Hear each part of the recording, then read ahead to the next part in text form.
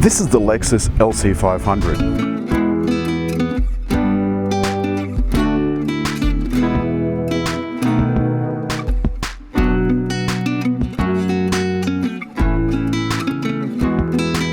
LEXUS said it didn't want to make boring cars anymore, that it wanted to give people something to look at. The complex hourglass grille looks absolutely brilliant, and the LEXUS symbol hides the radar for the cruise control, which works along with the camera up top in the windscreen to make absolutely sure that you keep a set distance from the car in front. It also uses the camera for the lane guidance, which will keep you centered in the lane. Sensors keep an eye on what's going on around the car, and should you stray out of your lane, the car will pull you back into the lane, and if you try and change your lanes and someone else is in the lane and you can't see them, it'll steer you back in as well. It's a very safe, secure car. Not only that, it's made of exotic things. It's made of aluminium and plastic and carbon fibre. Even the roof is carbon fibre. As you look along the side, the big 21-inch wheels bulge out, and then the car scoops back in, just about here, to an air intake. It scoops then back out over the rear wheels. Just look at the amount this bodywork protrudes out from the side of the cabin. It is absolutely beautiful.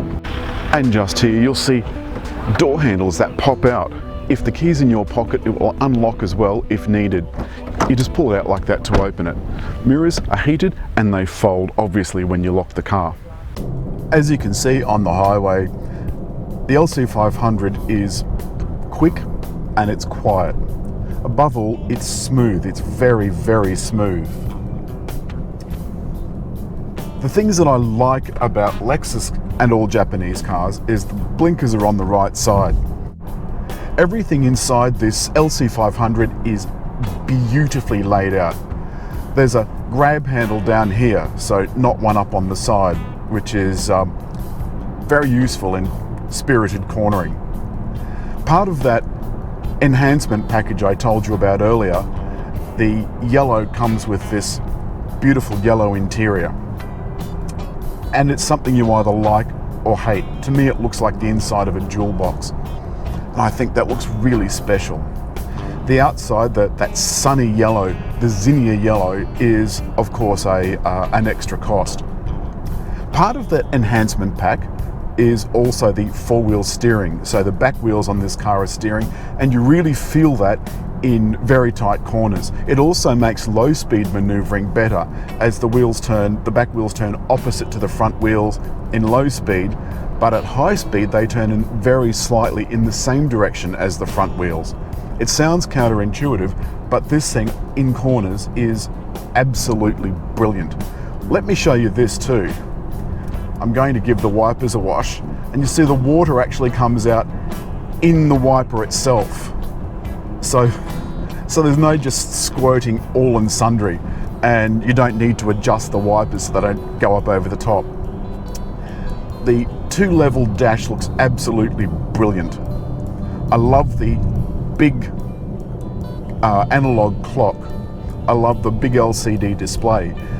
This is where all of LEXUS's cars fall down, and that is this entertainment control or infotainment control, touch sensitive pad, is difficult to use at highway speed. In fact, it's almost impossible to use at highway speed. In my opinion, is more difficult to use than a mobile phone. As you can see, mobile phone stuck right down here in the center console.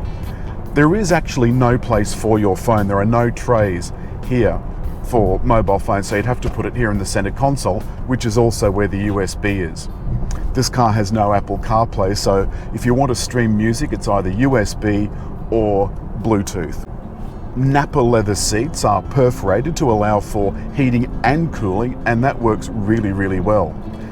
The climate also has a concierge setting, and that allows you to let the LEXUS decide after you've set the temperature exactly how it's going to change.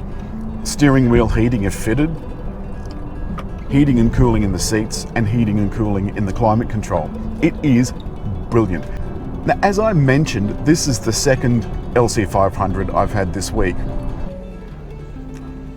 We took it on a road trip up to Port Stephens, and unfortunately for us, the first car developed a problem with the fuel pump. It stopped at low speed, and Lexus had to ship in another car for us. The new car has about 3,300 kilometres on it. The old one had almost 10,000 kilometres. And it's a little bit sad that a car like that developed a problem with the fuel pump, but you know, it is a mechanical device, it's a complicated device, and of course all mechanical devices are subject to some kind of failure sooner or later. But it begs the question, what do you do with a car when you're out of warranty? You'd really have to pay for that extended warranty that Lexus and Toyota offer. Warranty on this is 4 years, and there's roadside assist, so you really won't be in trouble if in that warranty period something goes wrong.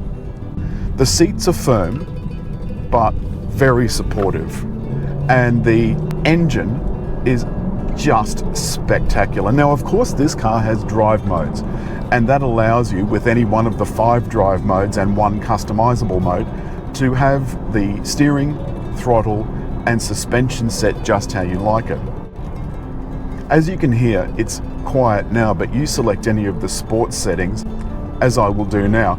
The controls for that are up here, as per the LFA supercar.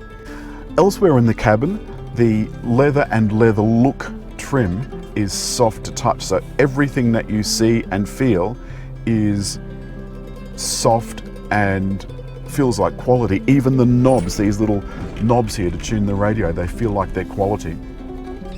All of the controls are easy to use. Steering wheel is festooned with auxiliary buttons, and there's some paddles behind to control the 10-speed gearbox if you want to do it manually.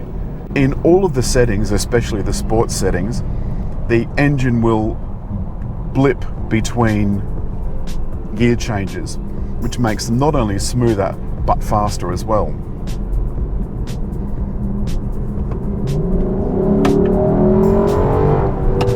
Now that is just in normal mode.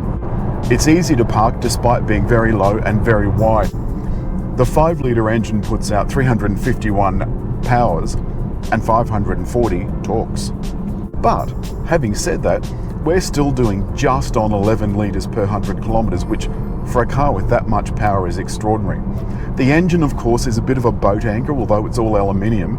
It's quite old. It first appeared in 2006, and with tweaks here and there continues on to this day. And with that enhancement box ticked, you also get a carbon fibre roof and carbon fibre sills. For 15 grand, it is actually worth ticking. The wheels, of course, are bespoke for LC500 and they're 21-inch. You'd expect them to make the ride rubbish, but they don't. And the Pilot tyres are so sticky. Lexus has put a lot of time and effort into making their luxury cars more bespoke, if you like. They feel like they're made just for you.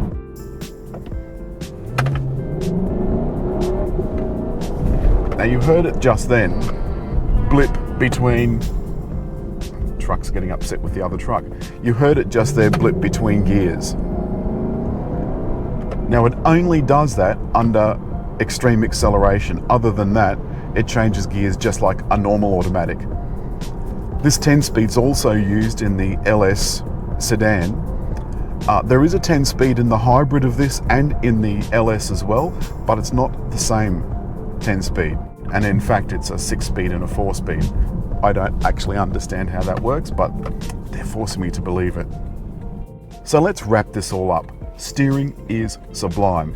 Though having said that, it is not as direct as you might expect. The rear wheel steer makes the world of difference. Though having said that, I haven't driven an LC500 that didn't have that option. The climate control is brilliant. The infotainment system is complex, and once you get used to it, it is easy to use, but there are menus with things in them that you wouldn't expect to be there. Lighting LED, especially at the front, is brilliant, and the rear tail lights have that 3D effect, which I think looks really great. The chassis is tight There's no rattles. It's quiet on the highway. It's brilliant in corners. And the 197 litre boot is not big by anyone's standards, but it was big enough for 3 overnight bags and a couple of little ancillary bags, and the rest we put in the back seat. The back seats you are not going to use for humans. Like the RC we tested recently, the LC is really more of a 2+2, and if you're going to put anybody in the back, they're going to have to cleave off body parts in order to survive. And that means that although it's got sports settings and sports suspension and sports everything else, it's meant for the open road or mountain passes. It is just superb.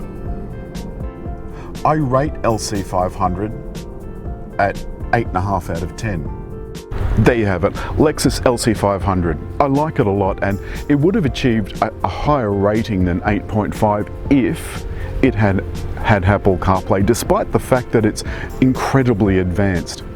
Also, it wouldn't kill it to have a little tiny turbo, despite the fact that it's got plenty of power and torque. As always, hit just there, that little round dot. Hit that and subscribe.